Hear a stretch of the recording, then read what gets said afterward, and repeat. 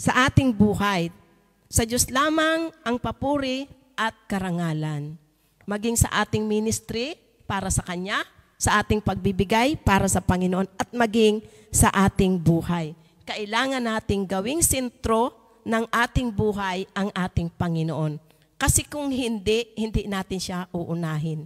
Sabi nga, di ba, unahin natin ang Kanyang kalwalhatian, may katumbas na pangako ito. At ang lahat ng bagay ay ipagkakaloob niya sa atin.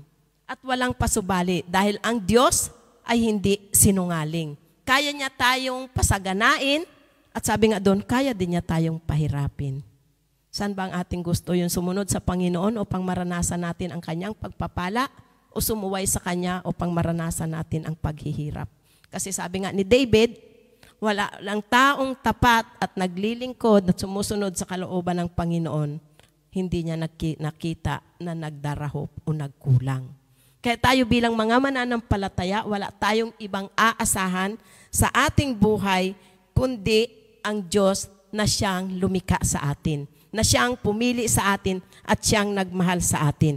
Kailangan nating maging isang mabuting katiwala ng ating buhay, mga kapatid. Ang sabi nga dyan, you do not know that your bodies are temples of the Holy Spirit who is in you, whom you have received from the God. You are not your own, you were bought at a price, therefore honor God with your bodies. Alam naman natin na ang buhay natin, mula nung tinanggap natin ang ating Panginoon, sino na ba ang nagmamay-ari nito? Kundi ang ating Panginoon na siyang tagapagligtas. Kaya ang ating buhay, sabi nga, di ba, kailangan, paano ba natin inaalagaan ang templo? Halimbawa, itong templo na lang, paano ba natin ito inaalagaan?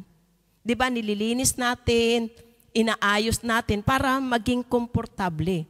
Kagayan tayo, di ba, komportable siguro kung magulo ito, sasabihin natin, ano ba naman to, ang gulo-gulo, walang kaayusan. Di ba, kung ang ating buhay wala din kaayusan, paano mananahan ang Panginoon sa ating buhay? Kung ang ating puso ay puno-puno ng kasalanan at ang ating pamumuhay ay hindi nakalulugod sa Kanya, paano mananahan ang banal na Espiritu sa atin? Di ba, ang kabutihan at kasamaan ay hindi maaring magsama. Kaya kailangan ang ating sarili ay linisin natin. Sabi nga, yamang tinanggap natin ang Panginoon, mamuhay tayo ng nakalulugod sa Kanya.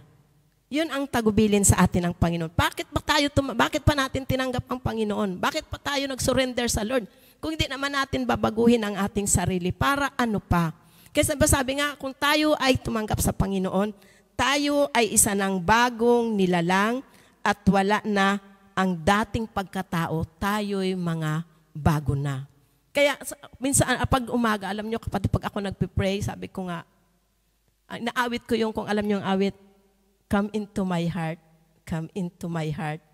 Lord Jesus. Come in today, come in to stay, come into my heart, Lord Jesus. Kaya sa buhay natin mga kapatid, kailangan nating anyayahan palagi ang Panginoon para walang puwang ang ano paman na ginagawa ng kaaway. Kasi ang tagubilin sa atin ng ating Panginoon, huwag tayong makiayon sa takbo ng sanlibutan ito. Mag-iba tayo. Kasi iba yung ating buhay nung tinanggap natin ang Panginoon.